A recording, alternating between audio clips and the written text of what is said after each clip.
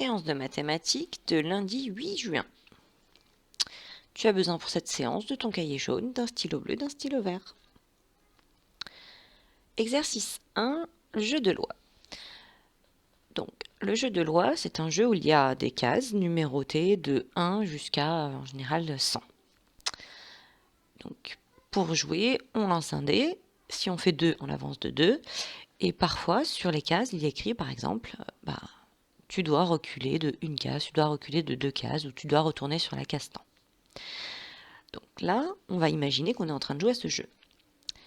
Je joue au jeu de loi, je suis sur la case 9 du jeu. Je dois reculer de 2 cases. Sur quelle case j'arrive? Donc j'ai dessiné une partie du jeu, d'accord? Puisqu'on a dit, le jeu allait de 1 à 99, moi j'ai juste dessiné la partie qui nous intéressait.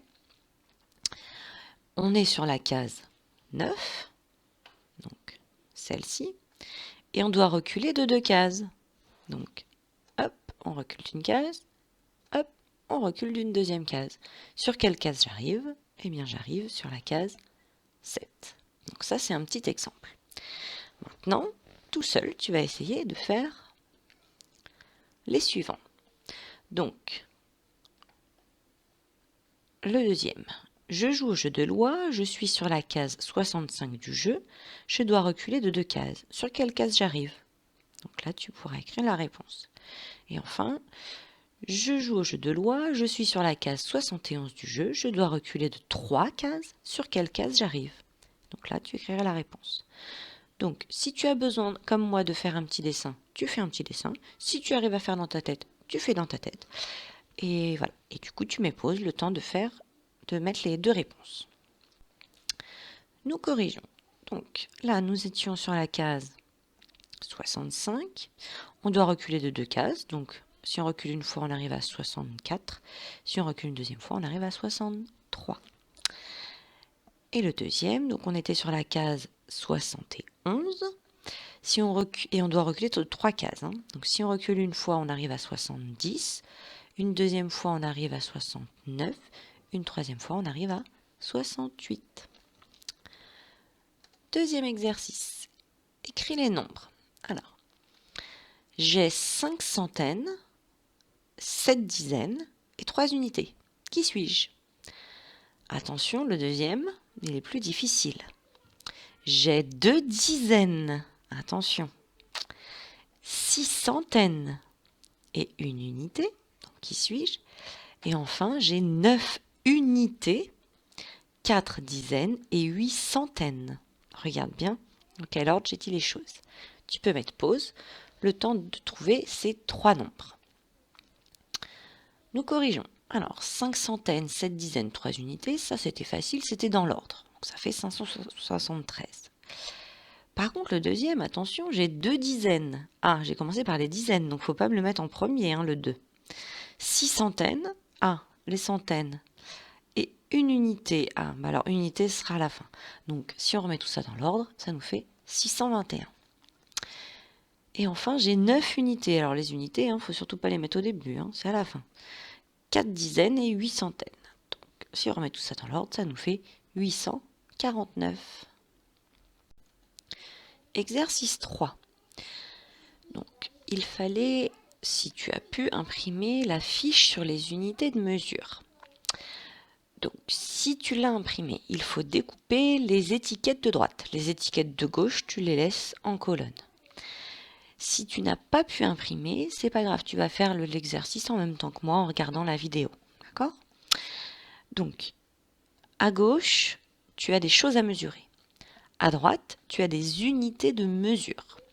Il va falloir remettre chaque unité de mesure avec ce que tu vas mesurer.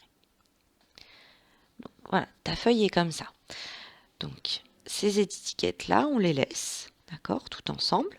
Par contre, celles-ci, il faut les découper, d'accord, une par une. Et ensuite, il va falloir associer la bonne unité de mesure avec la chose que l'on va mesurer. Alors, on doit mesurer une fourmi. On doit peser un éléphant. On doit payer on doit peser une valise, on doit mesurer une girafe, on doit peser un radis et on doit mesurer un cahier. Pour faire cela, je peux utiliser le kilogramme. Donc par exemple, toi, pour te peser, tu utilises le kilogramme. On peut utiliser le millimètre. Alors le millimètre, sur ta règle, c'est l'espace entre deux petits traits.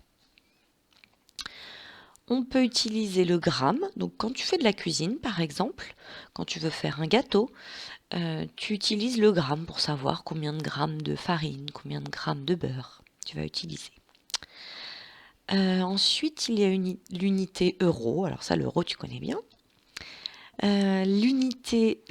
Comme unité, il y a la tonne. Alors la tonne, par exemple, quand on veut peser une voiture, on va parler de tonne. L'unité, le mètre. Alors, le mètre, 1 mètre, c'est la taille de la règle jaune qu'il y a au tableau. Et enfin, le centimètre. Donc le centimètre, c'est l'espace entre deux grands traits sur ta règle. Entre le 0 et le 1, entre le grand trait du 0 et le grand trait du 1, il y a 1 centimètre. D'accord ? Alors, pour commencer, moi je te conseille d'abord de prendre les étiquettes dont tu es sûr et certain. Il y a une étiquette qui n'est pas tout à fait comme les autres. Parce que regarde, à chaque fois, il y a mesurer, peser, peser, mesurer, peser, mesurer. Et il y en a une seule, c'est payer. Donc celle-ci, elle est peut-être un peu plus facile. Donc je pense que pour payer, c'est l'euro.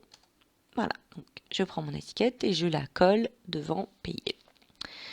Ensuite, donc il y en a deux qui se distinguent. Il y a mesurer, mesurer, mesurer et peser, peser, peser. Donc on va commencer peut-être par tous ceux qui sont pareils. Donc tous les mesurés. Donc on doit mesurer une fourmi, on doit mesurer une girafe et on doit mesurer un cahier. Donc on va commencer par le plus petit par exemple. Donc mesurer une fourmi. Donc la plus petite unité, c'est le millimètre. D'accord ? C'est c'est les deux espaces entre les deux petits traits de ta règle. Donc je prends le millimètre et je mets à la fourmi. Ensuite, entre un cahier et une girafe, je pense que c'est plutôt le cahier. Donc le cahier, on va mesurer avec l'unité qui est un petit peu plus grande, donc le centimètre. C'est l'espace entre le 0 et le 1 de ta règle. Le centimètre sur le cahier. Et enfin, la girafe, c'est quand même assez grand. Donc si on prend la règle jaune du tableau et qu'on met plusieurs règles jaunes les unes au-dessus des autres, voilà, ça fera des mètres et je pense qu'on arrivera à mesurer notre girafe. Maintenant, il reste peser. Donc peser un éléphant, peser une valise ou peser un radis. Donc qu'est-ce qui va être le plus léger ? Je pense que c'est le radis. Et le radis, on va utiliser donc le gramme, d'accord ? Comme ce qu'on utilise en cuisine. Ensuite, la valise. Donc la valise, les kilos. Et enfin, quelque chose qui est très très lourd, un éléphant, on va utiliser la tonne. Voilà, la séance est terminée.